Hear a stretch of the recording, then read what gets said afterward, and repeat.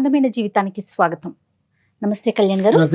తాకట్టులో ఉన్న బంగారాన్ని విడిపించి ఆ రోజు ఆన్లైన్ రేటుకే మేము కొంటాం. Sharma gold company.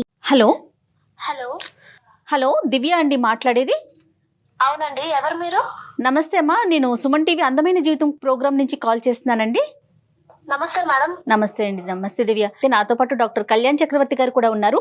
ఒకసారి మాట్లాడతారా? చెప్పండి, మీరు ఏం ఎక్స్పెక్ట్ చేస్తున్నారు, అసలు మీకు వచ్చిన సమస్య ఏంటో. నా పేరు దివ్య మేడం. ఓకే. మా ఊరు నందిగం మేడం. నందిగామ. ఓకే. అవును మేడం. నాకు రీసెంట్లీ పెళ్లి ఫిక్స్ అయింది మేడం. ఇందులో ప్రాబ్లం ఏంటంటే, ఇంటర్ లో ఒక అబ్బాయిని చాలా ఇష్టంగా ప్రేమించేశారు. ఆ అబ్బాయి పేరు అనిల్. ఓకే. ఆ అబ్బాయి ఫ్యూచర్ లో నాకు ఏ ప్రాబ్లం రాకుండా ఉండడానికి నేను ఈ మెయిల్ చేశా మేడం. ఓకే. మేము ఇంటర్ లో చాలా ఇష్టంగా ప్రేమించుకున్నాం. ఓకే. ఇంటర్ ఎగ్జామ్స్ అయిపోయిన తర్వాత మా ఇంట్లో ఈ విషయం తెలిసింది మేడం. నన్ను ఒక ఉమెన్స్ హాస్టల్లో జాయిన్ చేశారు. వెంటనే అసలు కనీసం మాట్లాడడానికి కూడా నాకు ఛాన్స్ లేదు ఆ అబ్బాయితో. ఓకే. వెంటనే జాయిన్ చేశారు. నేను ఆ అబ్బాయితో ఎంత మాట్లాడదామన్నా అసలు ఏం లేదు మేడం. నాకు అసలు వేరే ఆప్షనే లేదు ఆ అబ్బాయితో మాట్లాడడానికి. సో కమ్యూనికేట్ చేయలేకపోయారు. అవును, అసలు మాట్లాడకపోయి నేను ఎంతగానో ట్రై చేశాను మేడం. ఆ హాస్టల్లో ఎక్కడమ్మా అంటే మీరు ఉండేది ఎక్కడమ్మా? ఉమెన్స్ హాస్టల్ ఎక్కడ, ఎంత దూరంలో పెట్టారు నిన్ను? వైజాగ్ సార్. నాది నందిగం, మా ఊరు నందిగం సార్. నన్ను జాయిన్ చేసే హాస్టల్ వైజాగ్ లో సార్. అబ్బో, ఓకే ఓకే. సో ఈ అబ్బాయికి చెప్పడం గానీ ఇంకా కంప్లీట్ గా కమ్యూనికేషన్ అనేది కట్ అయిపోయింది. అసలు ఏం లేదు సార్. ఆ అబ్బాయిని నేను లాస్ట్ ఇంటర్ ఎగ్జామ్స్ అప్పుడే చూసా సార్. తర్వాత నేను అసలు అబ్బాయిని అసలు కమ్యూనికేట్ అవ్వలేదు సార్. అసలు ఇంట్లో వాళ్ళు అంటే ఏం చేశారమ్మా? ఎందుకు రిజెక్ట్ చేశారు? చదువుకున్న తర్వాత చూద్దామన్నారా, లేకపోతే వయసా ఏంటి? అంటే ఇంటర్ లో లవ్ ఏంటి, నువ్వు చేసే పనులేంటి అని వెంటనే నన్ను హౌస్ అరెస్ట్ లాగా చేసేసారు మేడం. ఇంకా నీకు ఈ లవ్ ఇవేమొద్దు, బుద్ధిగా చదువు అనుకొని దూరం కాలేజ్ లో పెట్టేశారు నన్ను. నాకు అన్ని నేను వాడే నా జీవితం అని నేను అనుకున్నా మేడం. కానీ ఇందులో ఈ హాస్టల్లో పడేశారు. నేను చదవలేకపోతున్నా, వాడే గుర్తొస్తున్నాడు. బుక్ తీయాలన్నా. అయితే నా బాధ చూడలేక మా వార్డెన్ నన్ను అడిగారు, ఏమైందమ్మా, ఎందుకు ఇలా అయిపోతున్నావు, క్లాసెస్ వినడం లేదు అని అడిగితే నేను చెప్పా మేడం ఇలా అని. ఈ అబ్బాయిని ఇష్టపడ్డాను, ఇలా అయింది మేడం అంటే ఆమె చెప్పింది నాకు, నువ్వు మంచిగా చదువుకో, నేనే మీ పేరెంట్స్ తో మాట్లాడిపిస్తాను, మాట్లాడి ఆ అబ్బాయితో నీకు ఇచ్చి పెళ్లి చేస్తా అని ఆమె ఇలా ఒక హోప్ ఇచ్చారు madam. Okay. Okay. Next day నాకు ఎగ్జామ్స్ ఉన్నాయి. నేను చదవాలన్నా 1 hour లో చదవాల్సింది 10 hours పడుతుంది నేను చదవడానికి. కాన్సన్ట్రేట్ చేయలేకపోతున్నారు. కాన్సన్ట్రేట్ చేయలేకపోతున్నా. వాడే గుర్తు వస్తున్నాడు మేడం నాకు పదే పదే. దివ్య, ఎక్కడున్నావు ప్రస్తుతం? ఎక్కడున్నావు? ఆ అబ్బాయి ఎక్కడున్నాడు? ఇప్పుడున్న పరిస్థితి ఏంటి? నా డిగ్రీ కంప్లీట్ అయిపోయింది సార్. నేను మా ఊరు వచ్చాను, నందిగం వచ్చి 2 months అయింది సార్. సంతోషం. అబ్బాయి కూడా నందిగంలో ఉన్నాడు, కానీ నేను వచ్చానని కూడా తెలియదు సార్ ఆ అబ్బాయికి అసలు. ఓకేనమ్మా. నేను నా ఫ్రెండ్ వచ్చి నాకు కలిసింది, ఎలా ఉన్నావు ఏంటి అని. నా ఫ్రెండ్ నా దగ్గరకు వచ్చింది, వచ్చి అడిగింది ఎలా ఉన్నావు ఏంటి అంటే నేను అడిగా సార్ అనిల్ ఎలా ఉన్నాడు, ఏం చేస్తున్నాడు అంటే తను చెప్పింది సార్ నాకు, నువ్వు ఇంకా వాడినే లవ్ చేస్తున్నావా? అవును, నేను ఆడనే లవ్ చేస్తున్నా, వాడేనే నేను లవ్ చేస్తున్నా అని చెప్తే ఆమె అన్నది, నీ ముఖం వాడిని ఇంకా లవ్ చేస్తున్నావు అంటే, వాడు వేరే అమ్మాయితో లవ్ చేస్తున్నాడు, నీ బెస్ట్ ఫ్రెండే తను అని చెప్పింది. నేను నమ్మలేకపోయా సార్, అస్సలు నమ్మలేకపోయా తను ఆ మాట అనగాను. అయితే తను నేనే నీకు చూపిస్తా పద అనుకొని మేము ముందు కలిసిన స్పాట్ కి ఆమె తీసుకెళ్ళింది నన్ను. తీసుకెళ్తే నేను చూసా ఆ అబ్బాయి నా బెస్ట్ ఫ్రెండ్ తోనే నా ముందే ఆ పార్క్ లో ఆ అమ్మాయిని ముద్దు పెడుతున్నాడు సార్. నేను చూసా కల్లారా, తట్టుకోలేకపోయా సార్ నేను అసలు ఆ మూమెంట్.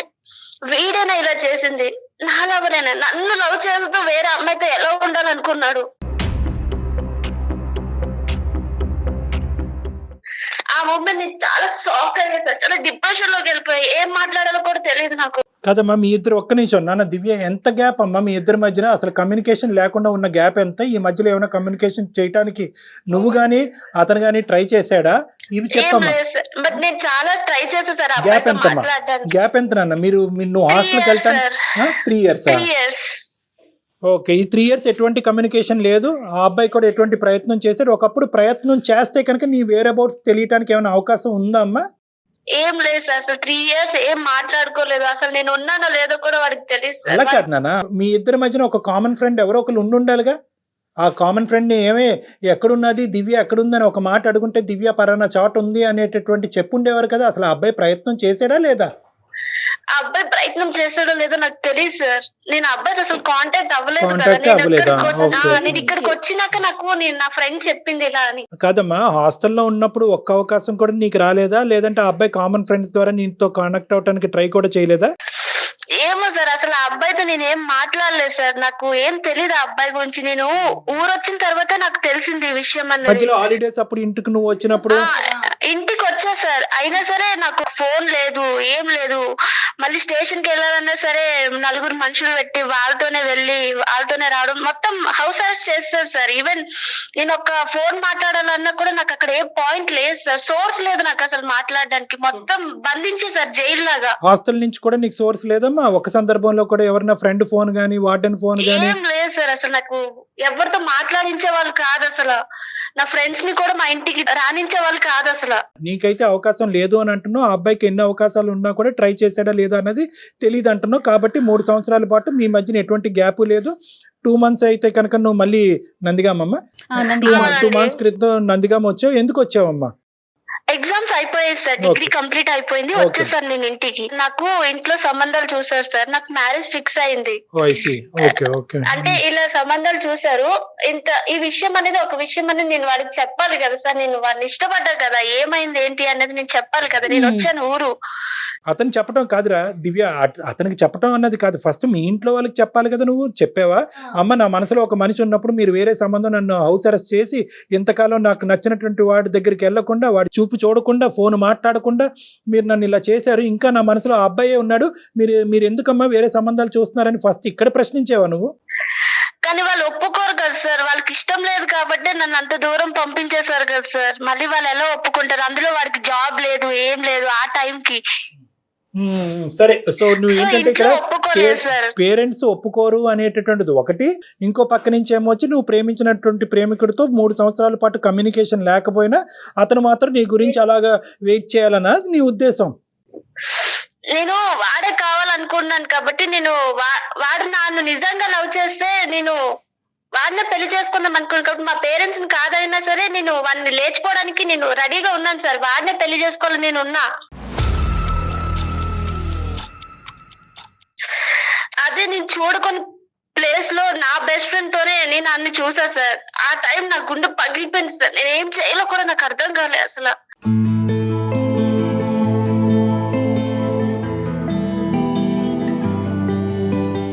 దాని తర్వాత రోజు నేను ఒకసారి కాల్ చేసి మాట్లాడా సార్. నేను ఎన్నిసార్లు కాల్ చేసినా లిఫ్ట్ చేయడం లేదు సార్.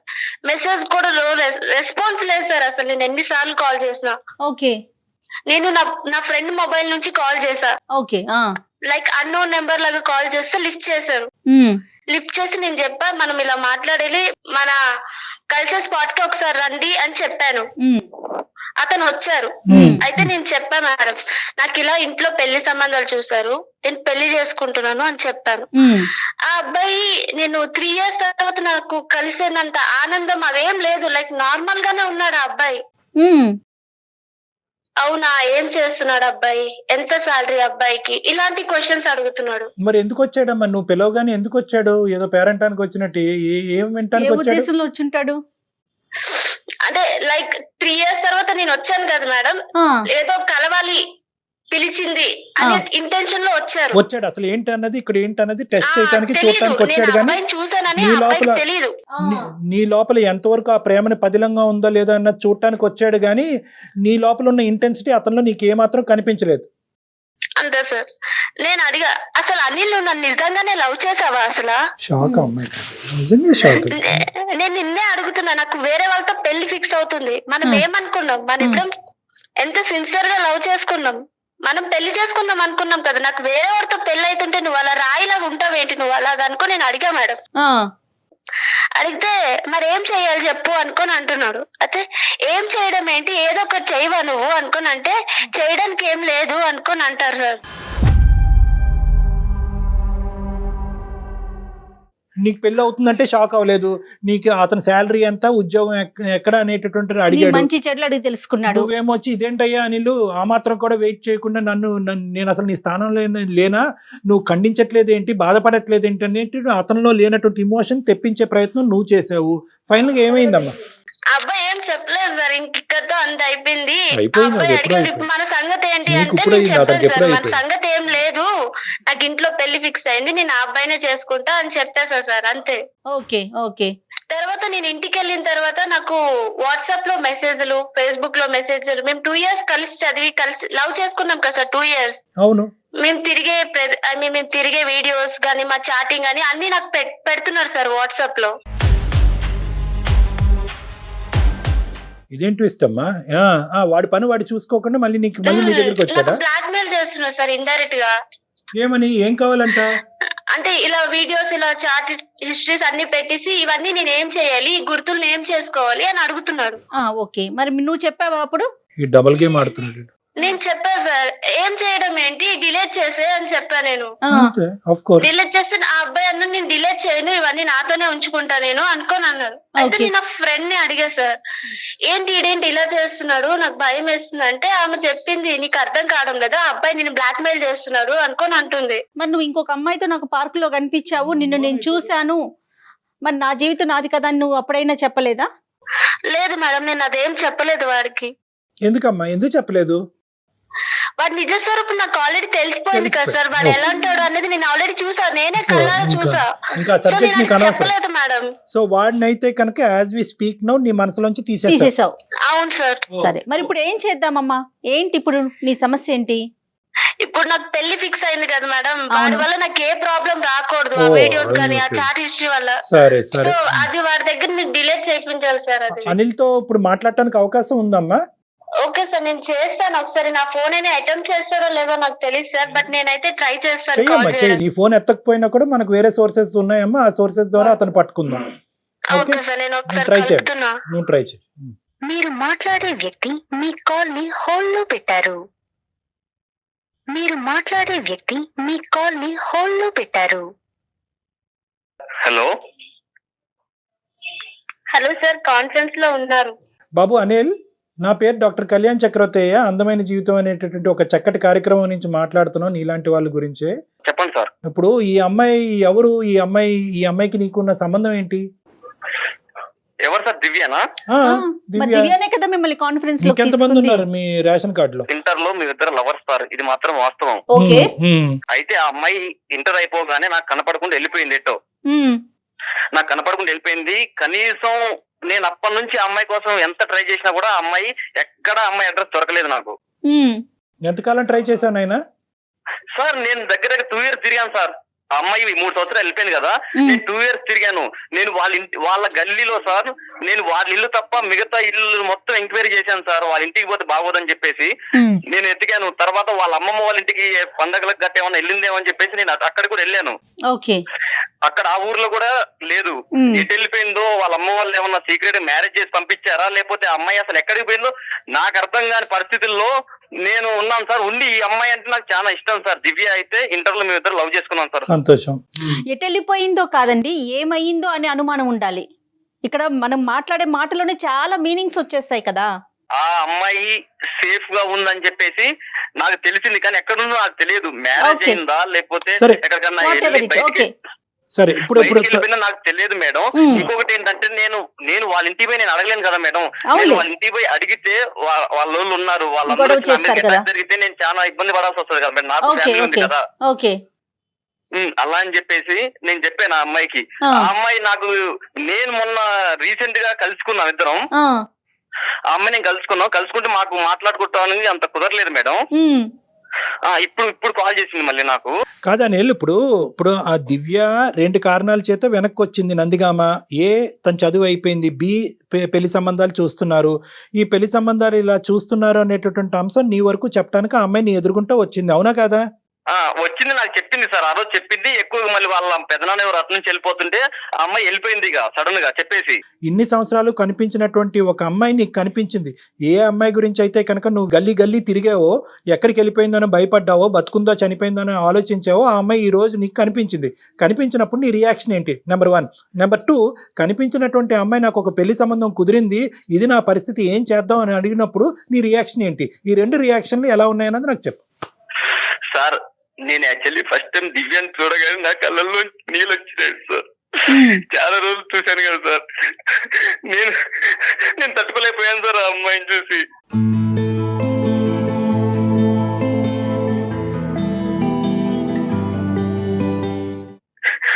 సార్ ఇంకోటి, ఆ అమ్మాయి మ్యారేజ్ అయిద్దని చెప్తుంది. చెప్పి నేను అన్నాను, దివ్య నేను నిన్ను పెళ్లి చేసుకుంటానని నేను చెప్పాను సార్. నేను నిన్ను పెళ్లి చేసుకుంటాను దివ్య, నువ్వు నాతోనే ఉండు, ఎన్ని రోజులు ఎటుపోయినా నాకు సంబంధం లేదు. ఇప్పుడు మళ్ళీ నన్ను కావాలనుకుని నా దగ్గరకు వచ్చావు కదా నాతో మాట్లాడటానికి, మన ఇద్దరం పెళ్లి చేసుకున్నాం దివ్య అని నేను చెప్పాను సార్. ఓకే, ఏమంది తను? లేదు నాకు మ్యారేజ్ సెట్ అయింది అని ఆమె చెప్పి వెళ్ళిపోయింది సార్. ఓకే, ఏం దివ్య నువ్వు చెప్పినానే, అతని వర్జన్ కంప్లీట్ డిఫరెంట్ గా ఉంది కదా, నీ గురించి ఎంతకాలం వెయిట్ చేసినట్టు మాట్లాడుతున్నాడు. సార్ ఆ అబ్బాయి అన్ని నాటకాలు వేస్తున్నారు సార్, అంతా నటన సార్, అంతా అబద్ధాలే. ఆడు నా బెస్ట్ ఫ్రెండ్ తోటే మేము ముందు కలిసిన పార్క్ లో ఆడు వేరే అమ్మాయితో ఉండడం నేను చూసా సార్. అక్కడ నా బెస్ట్ ఫ్రెండ్ గీతతో మనం కలిసిన పార్క్ లోనే నేను నీతో చూసా. నీ నాటకాలు ఆపు, నువ్వు నా దగ్గర చెప్పకు. దివ్య నేను చెప్పేది ఒకటి నువ్వు ఆపా, నీ లింక్ అంతా అయిపోయింది. నువ్వు నన్ను మోసం చేయలేదు. రీజన్ చెప్తాను విను దివ్య, దానికి నేను రీజన్ చెప్తాను విను. సార్ ఈ అమ్మాయి కంటే ఫస్ట్ నాకు ఆ అమ్మాయి ప్రపోజ్ చేసింది సార్ క్లాస్ లో. దివ్య అని గీత బెస్ట్ ఫ్రెండ్స్ వాళ్ళిద్దరు.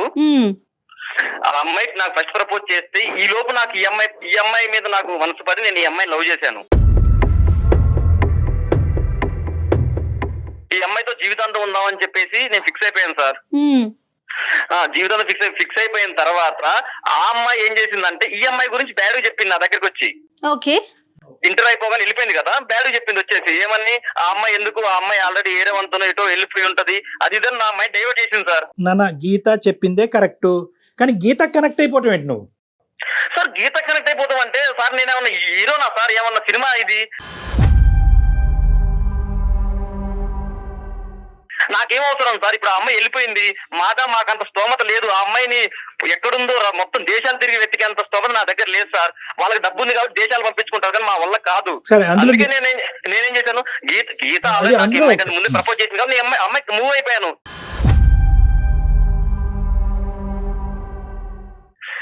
అంటే అమ్మాయి ఓకే చెప్తే నువ్వు ఓకే చెప్పేస్తావా? నీకు బుద్ధి లేదా, బుర్ర లేదా?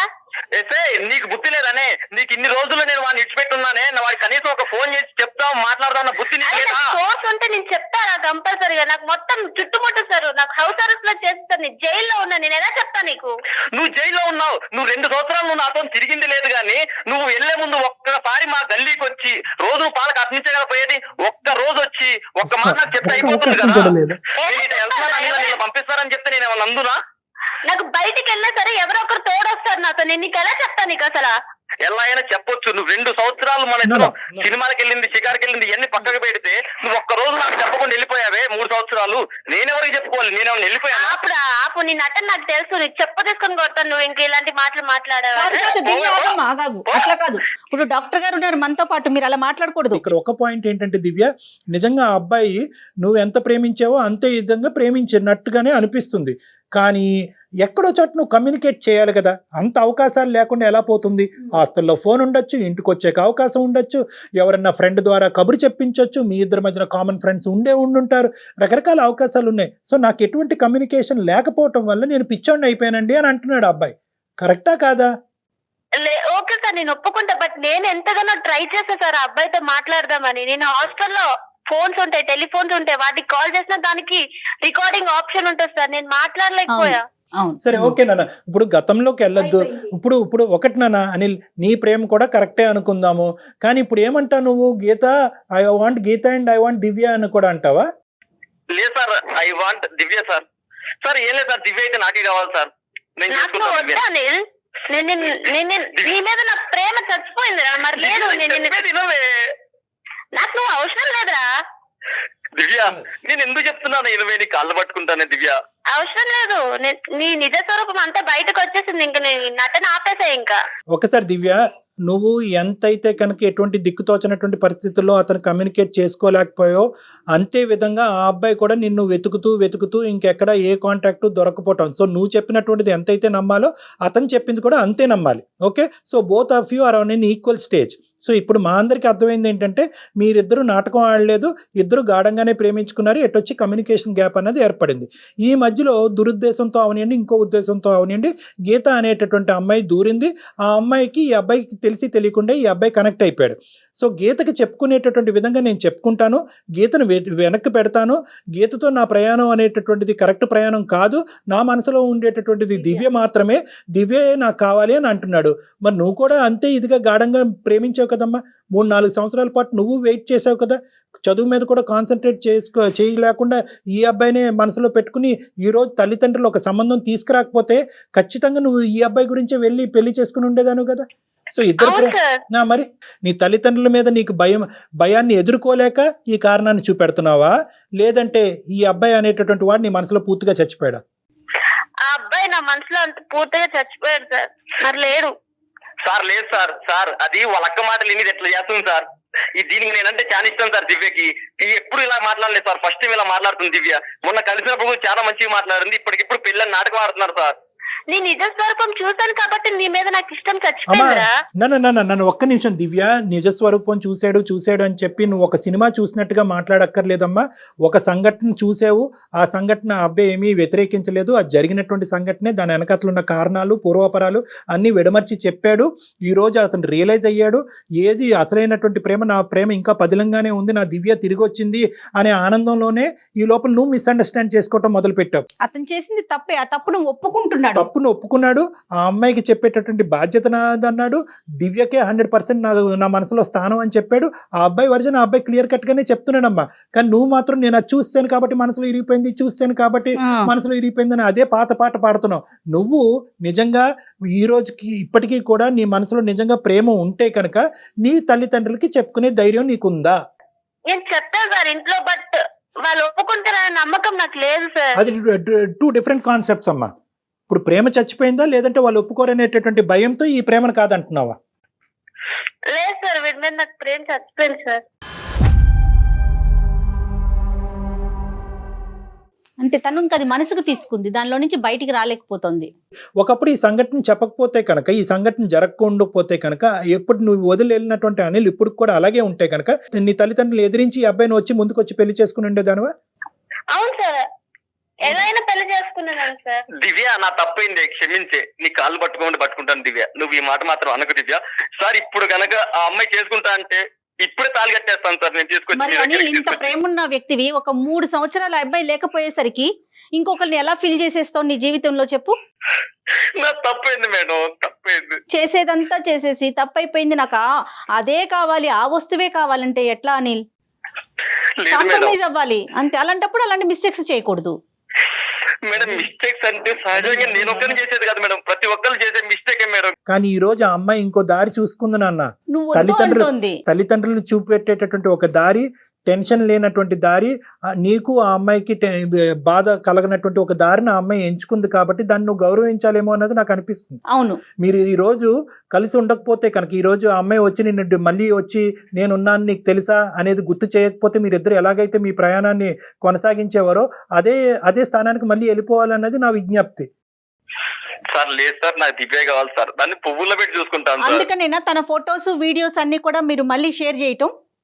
మేడం నేను ఆ ఉద్దేశంతో షేర్ చేయలేదు మేడం, నేను ఆ ఉద్దేశంతో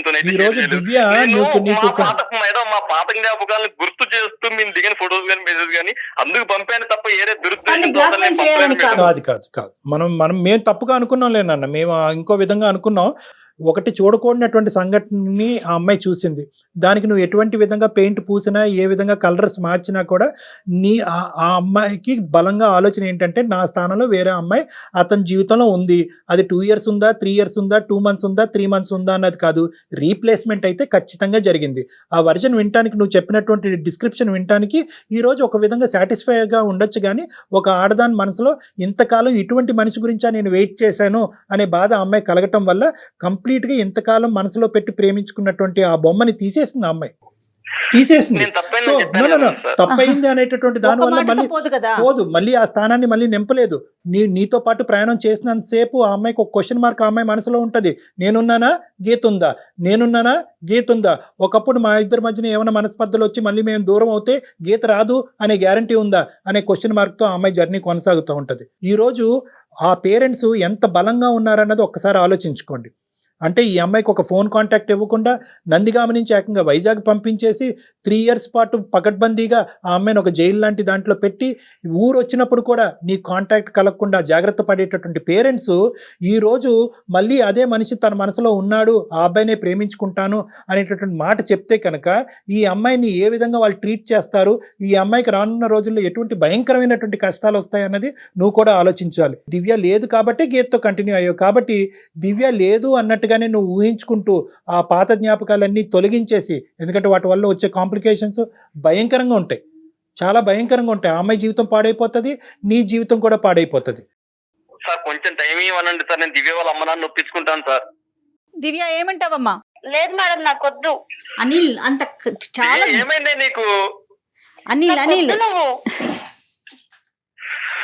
సార్ నేను దివ్య వాళ్ళ పేరెంట్స్ ఒప్పించుకుంటాను సార్. దివ్య అంతే అంటుంది సార్, నేను ఒప్పించుకుంటాను సార్ దివ్యని కూడా. నువ్వు దివ్య లేదనుకునే గీతతో ప్రయాణం మొదలు పెట్టావు కదా, అదే కంటిన్యూ చేయి. అసలు నేనే వద్దు అంటే మా మమ్మీ అని ఎలా ఒప్పుకుంటారు సార్? మా పేరెంట్స్ ఎలా ఒప్పుకుంటారు అసలు? ఇంకా నాకు వాడు వద్దు సార్, నా లైఫ్ నేను చూసుకుంటా. అలాగా దివ్య, తప్పు ఒప్పుకున్నాను, తెలియక చేసిన తప్పు కూడా అలా పట్టుకుని ఎలాడతావేంటే? తెలియక చేసిన తప్పు 2 సంవత్సరాల ప్రయాణం ఉండదు. చేసినా తెలియకపోయిన చేసిన తప్పు తప్పే. తప్పే ఒప్పుకున్నాను కదా నేను సార్ వాళ్ళ ముందు. ఇప్పుడు కాదులే ఇప్పుడు అనిల్ ఇంకా అక్కడితో ఆపేసేయాలి. బేసికలీ ఏంటంటే ఈ తప్పు ఒప్పు అనే సబ్జెక్ట్ పక్కన పెట్టండి. ఆ అమ్మాయి కూడా ఇప్పుడు నువ్వు లేవు అనేటటువంటి ఉద్దేశంతో ఆ అమ్మాయి వేరే అబ్బాయితో పార్కులకు వెళ్ళలేదు, కానీ నువ్వు వెళ్ళావు. అంటే ఒక ఊరికి నేను ఇలా కంపేర్ చేస్తున్నాను, మనుషులు డిఫరెంట్, కానీ ఇక్కడ ఏంటంటే నిజంగా మీ ప్రేమ నిజమై ఉంటే కనుక నువ్వు ఈ రోజు కాకపోయినా రేపైనా కూడా ఆ అమ్మాయి తిరిగి వస్తుందనే ఉద్దేశంతో వెయిట్ చేసి ఉండేవాడు. దివ్య వెయిట్ చేసిందా లేదా? లేదు సార్, మా దివ్య వెయిట్ చేసింది. సో ఇక్కడ కావాల్సింది ఏంటంటే, ఒక పాయింట్ టు బి నోటెడ్ ఏంటంటే, ఆ అమ్మాయి మనసులో నీకు స్థానం లేదు. తల్లిదండ్రులకు భయపడో ఇంకో ఉద్దేశంతో కాదు, కానీ ఆ అమ్మాయి ఇంకొక లైఫ్ చూసుకోవాలని అనుకుంటుంది. ఇప్పటి వరకు తన మనసులో నీ గురించి క్రియేట్ చేసుకునే ఇమేజ్ ఆ అమ్మాయి చెరిపేసింది. ఇప్పుడు మళ్ళీ ఆ ఇమేజ్ని నువ్వు రీక్రియేట్ చేయడానికి ప్రయత్నం చేయొద్దు. నీ జీవితాన్ని నువ్వు చేసుకో. ఎటువంటి ఎవిడెన్స్లు ఉన్నాయి కూడా తీపి గుర్తులు, ఆ గుర్తులు, ఈ గుర్తులు కాదు. అవి ఇమీడియట్గా హార్డ్ డ్రైవ్లోంచో ఇంకో డ్రైవ్లోంచో మొత్తం ఎన్ని డ్రైవ్లో నువ్వు సేవ్ చేసావో అన్ని డ్రైవ్లోంచి డిలీట్ చేయి. ఇప్పుడు ఏం చేస్తున్నావు? నువ్వు చదువుకుంటున్నావా, జాబ్ చేస్తున్నావా? ఇప్పుడు జాబ్ చేస్తున్నాం సార్ ప్రెసెంట్. ఏం జాబ్ అది? గవర్నమెంట్ జాబ్ చేస్తున్నాను సార్, మండల ఆఫీస్ లో. ఎందుకురా బాబు జీవితాన్ని పాడు చేసుకుంటావు? మంచి గవర్నమెంట్ జాబ్ ఉంది, నీ గురించి గీత వెయిట్ చేస్తూ ఉంటుంది, నీ గురించి వెయిట్ చేసే వాళ్ళ దగ్గరికి పో. ఎందుకు నువ్వు వద్దు, నీకు స్థానం లేదు అని అనిపించుకునేటటువంటి వాళ్ళ చుట్టూరు ప్రదక్షిణ చేస్తావు? ఆ అమ్మాయి బ్రతుకు ఆ అమ్మాయి బతుకుతుంది, హ్యాపీగా వాళ్ళ భర్తతో సంతోషంగా ఉంటుంది. ప్లీజ్ అనిల్, నీ మంచి కోరి చెప్తున్నాను, ఆలోచించండి అనిల్, అందరు మంచి కోరి చెప్తున్నాను. ఇంతకంటే మంచి సొల్యూషన్ ఇంకోటి ఉండదు సార్. ఒకసారి మీ మాటకు కూడా అడగరా సార్? ఒకసారి ఇంకా అడిగేసాం నాన్న అనిల్, ఇంక వదిలేసేయి. అనిల్ ఒక పని చేయండి, ఒకసారి మీరు డాక్టర్ గారిని వచ్చి పర్సనల్ గా కలిసే ప్రయత్నం చేయండి అనిల్. నా ఫోన్ రండి ఒకసారి మీరు పర్సనల్ గా మాట్లాడితే ఇద్దరిని రానియండి. అమ్మ నువ్వు కూడా ఒకసారి అవకాశం ఉండాలి కదా ఇంట్లో. నాన్న ఒకసారి దివ్య, ఇది ఆప్షన్ నీదే. ఒకసారి నీకేమన్నా అవకాశం ఉంటే కనుక ఒకసారి నువ్వు వచ్చి నన్ను కలు.